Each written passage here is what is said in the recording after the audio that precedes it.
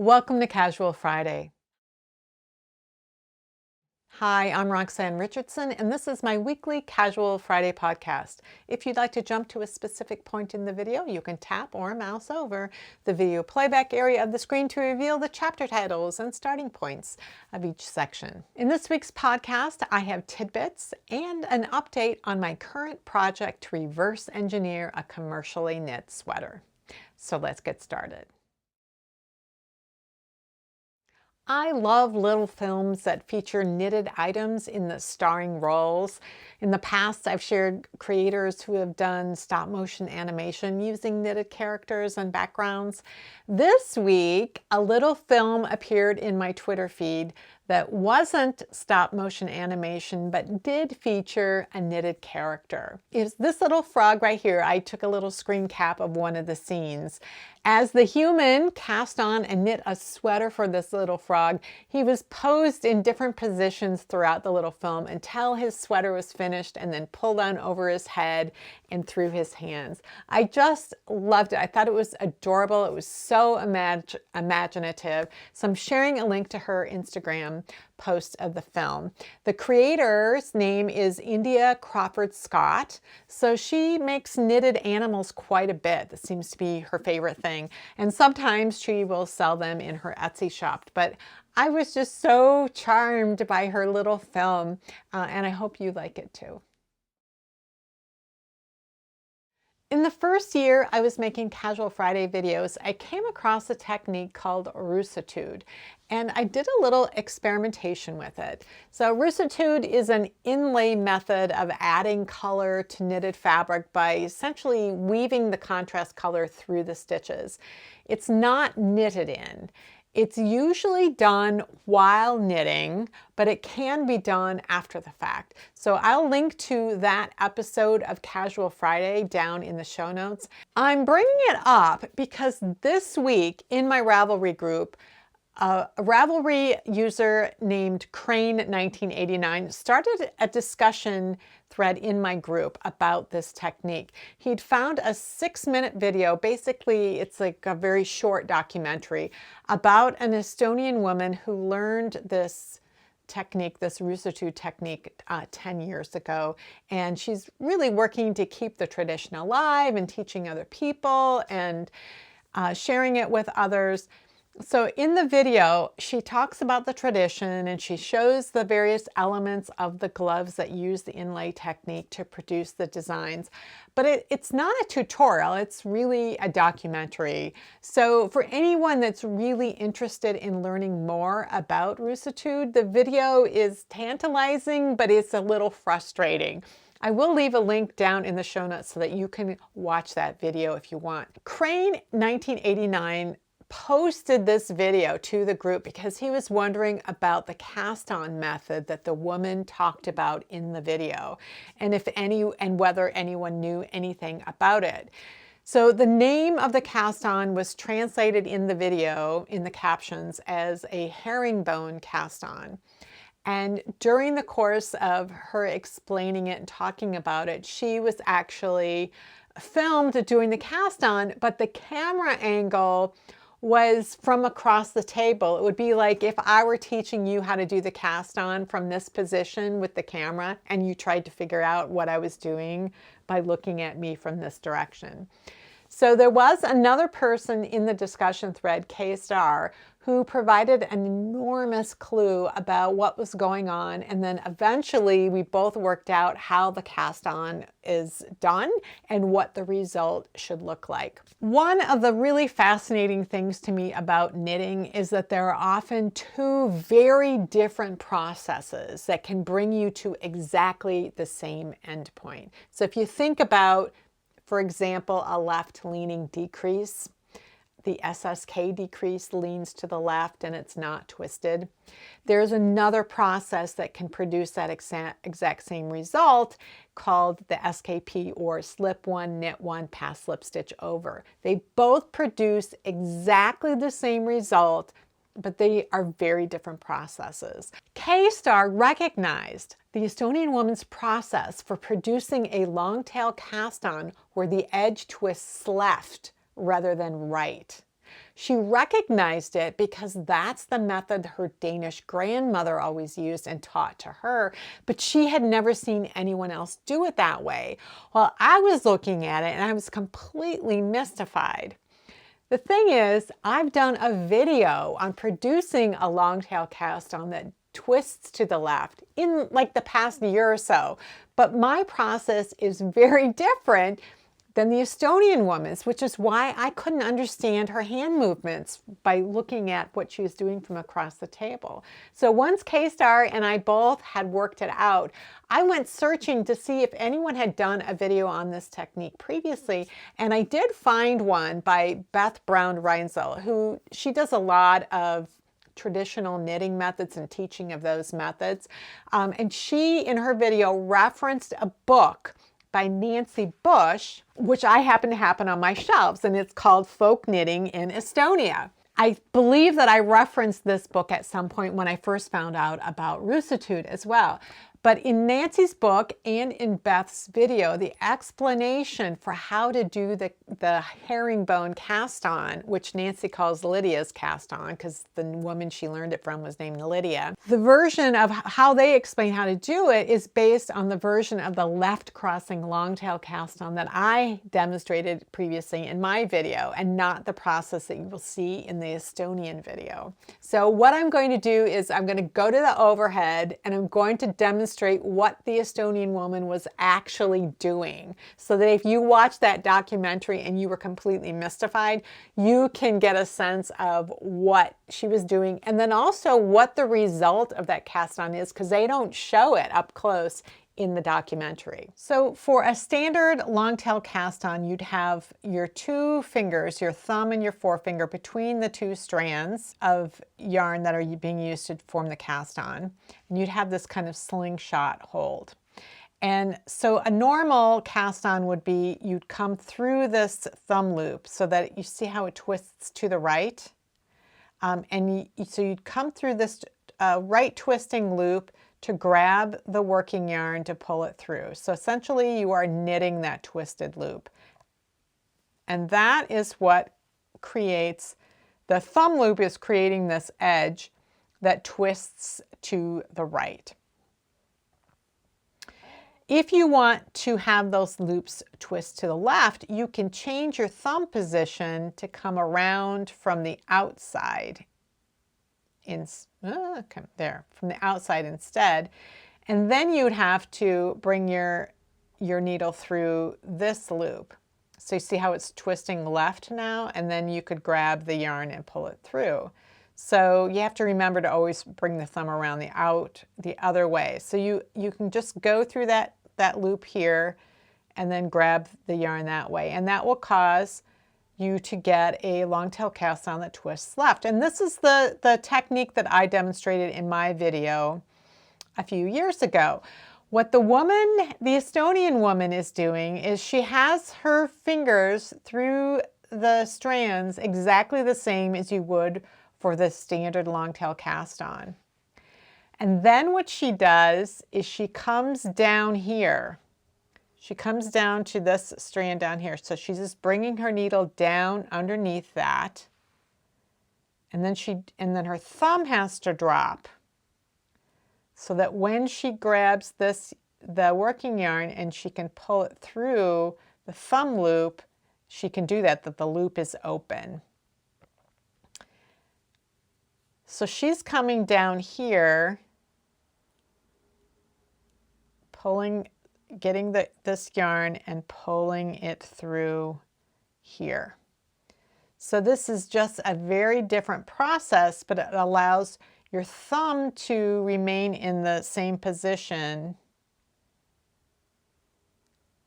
when you are tensioning the yarn, when you're tightening up the stitches like this. So that's the basic way that she is doing this left-leaning longtail cast on. But to create the herringbone cast on, after you complete a stitch, you rotate the strands. She calls it anti-clockwise. In American English, we would call that counterclockwise.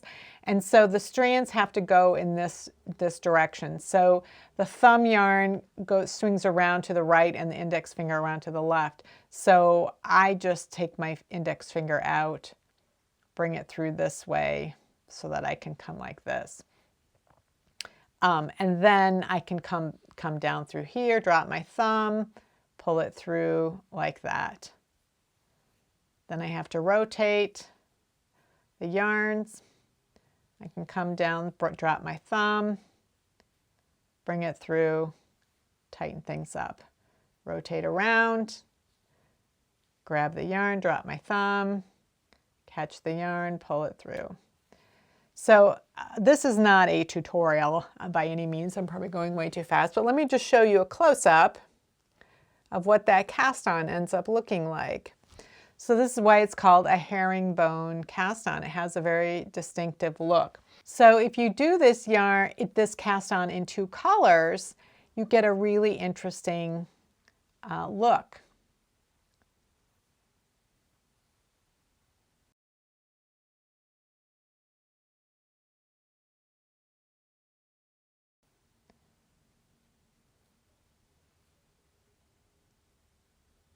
Rotate.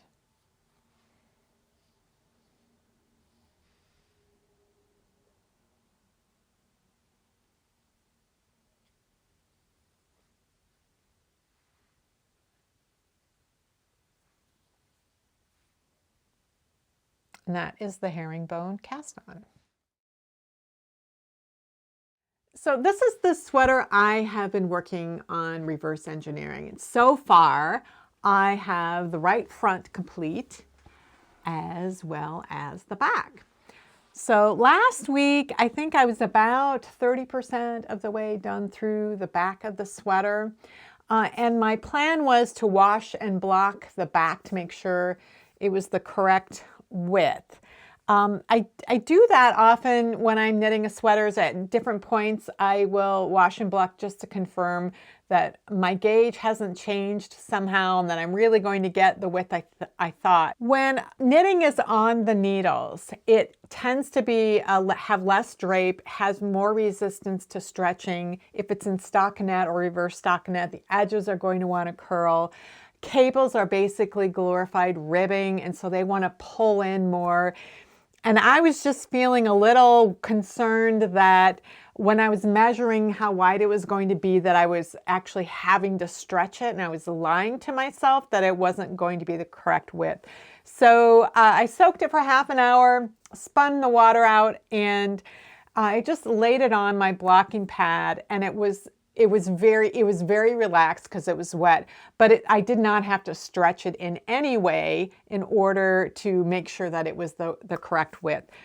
The other thing that concerns me while I'm knitting this sweater is that these cables tend to kind of pull in and seem a little bit wrinkled on the inside, and I don't like that look. The original sweater has very kind of flat in the center cables. And as soon as I washed this and the fabric relaxed, they got much flatter in here. And so this portion up here is the part that I've knit since then. And the edges curl a lot more.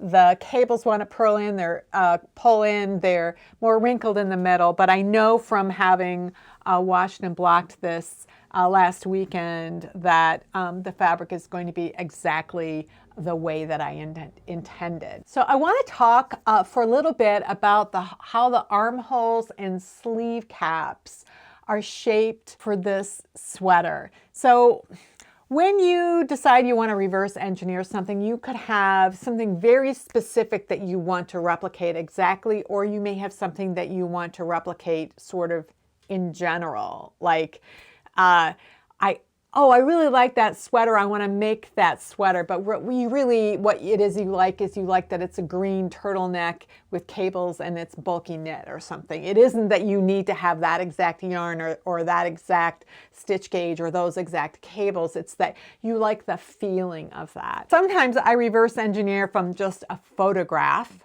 and I have to try to figure out how things were put together and guess at what the yarn weight was and what the gauge was so I can get a sense of how to replicate it, and I figure out the stitch pattern. In other cases, like now, I have the actual original sweater, so I can turn it inside out and look at exactly how everything was done.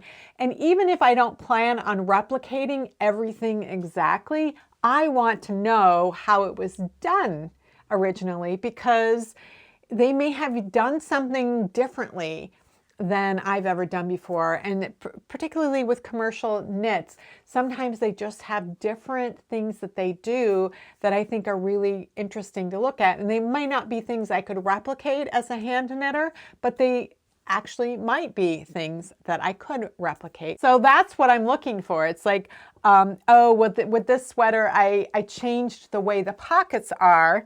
I jazzed up the pockets a little bit, but I really wanted to keep how this armhole shaping was done because it was so interesting to me. I'd never seen that.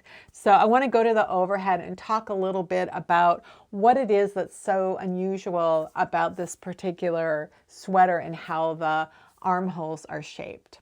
Last week when I was talking about the original sweater, I said something about how this sweater is kind of a hybrid of a drop shoulder and a set-in sleeve shoulder. And I did a drawing of a drop shoulder, but I didn't really explain how it was a hybrid exactly. So I want to show you a couple of pictures. So this is an example of a drop shoulder sweater. So the body is completely rectangular. There's no underarm shaping at all. It's just a big rectangle.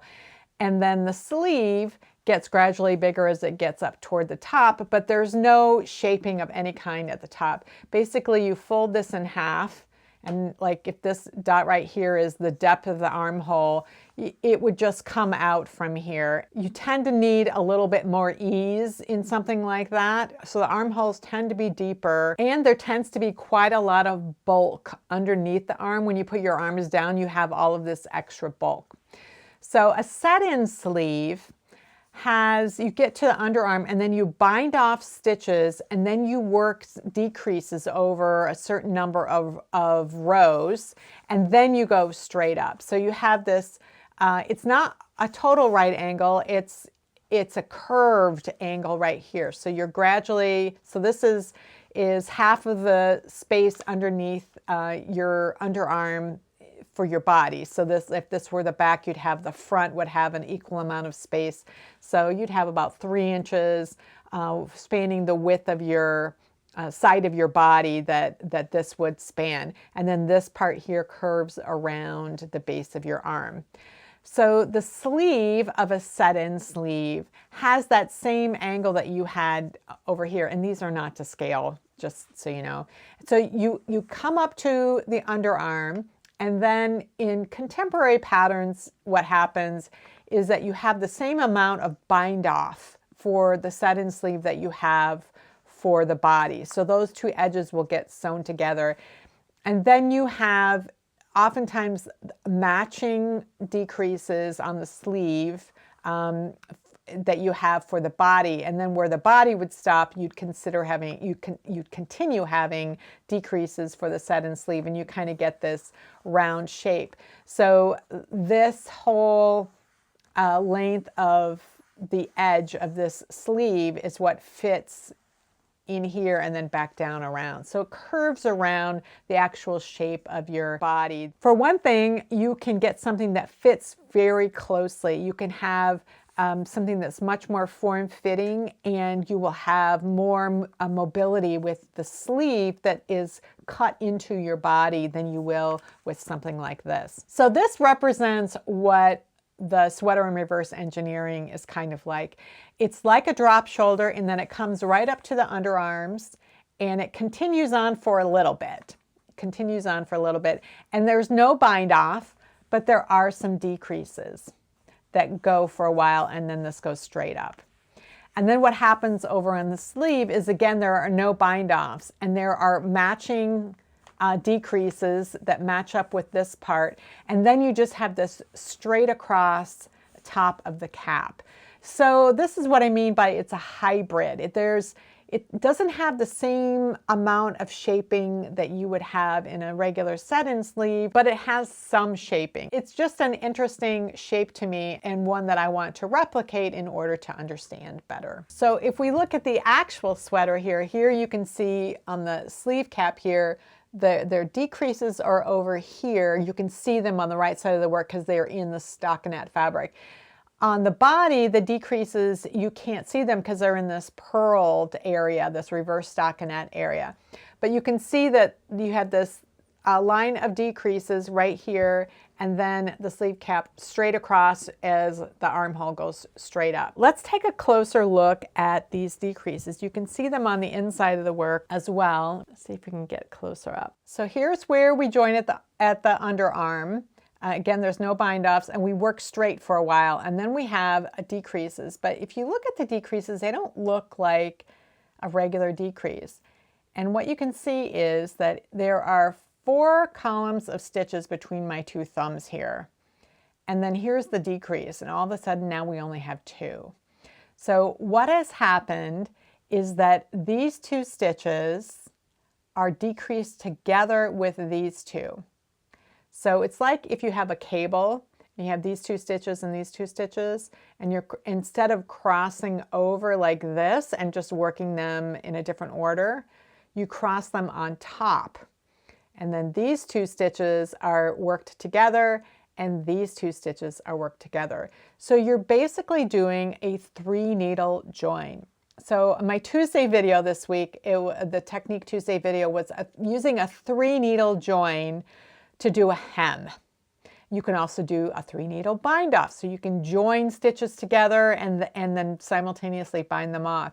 So this kind of a decrease, you're doing a double decrease, but it's a much flatter decrease than if you did like knit 3 together. That would be kind of bunched up more. So this allows you to decrease them in a flatter way, and this is a very common decrease in commercially knit garments. So this has a double decrease, and then you see there's a single decrease, and then you go a little bit. These are sort of evenly spaced every 4 rows, and then you go a little bit longer, and then you get your final single decrease. So I'm working with a different gauge. So with my gauge, I ended up with 3 sets of double decreases and then the 3 single decreases in order to get the same shaping over the same span of time. But let me show you how I did that decrease in my actual sweater. I have done a technique video on this technique previously, which I will link to, and you will, in that video, I will not have been using a dark yarn like this. One of the reasons I do technique videos on swatches is so that I can control the color and make it really visible to people watching the technique videos. I don't tend to demonstrate on my projects because of this kind of situation where the project I'm knitting might be a color that is just not great for demonstrations. So I'm about ready to do this double decrease. So I have a selvage stitch, which I'm preserving for seaming, and then I have 1 other stitch. So I'm placing this decrease 2 stitches in from the edge, and it takes 4 stitches to create the double decrease. So I take the first 2 stitches and I put them on a cable needle that I hold to the front of the work, because my decreases are aiming toward the armhole. So on this edge, I'm aiming them this way. On the other edge, they were aimed toward the right. And now I'm going to use that 3-needle join, like in this week's Technique Tuesday, where I knit the first stitch on the cable needle together with the first stitch on the main needle.